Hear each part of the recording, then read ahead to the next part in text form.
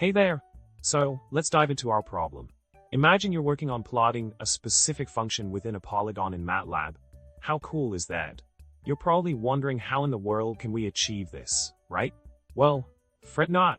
I got the solution for you. Now let's talk about the solution. Here's what you need to do. You'll start by defining your function and the polygon with its vertices. Then, generate a mesh of points within the bounding box of the polygon.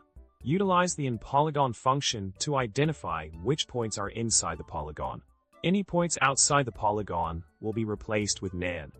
Finally, create a plot showcasing the original polygon and the surface of the function within it. How awesome is that? To wrap things up, we've successfully tackled the challenge of plotting a function within a polygon using MATLAB. By following the steps provided, you can visualize your function in a specified region with ease. Keep exploring and experimenting with MATLAB, and who knows what other creative solutions you might come up with. Remember to subscribe for more cool tips and tricks, like the video, and leave a comment below. Stay awesome, and happy coding!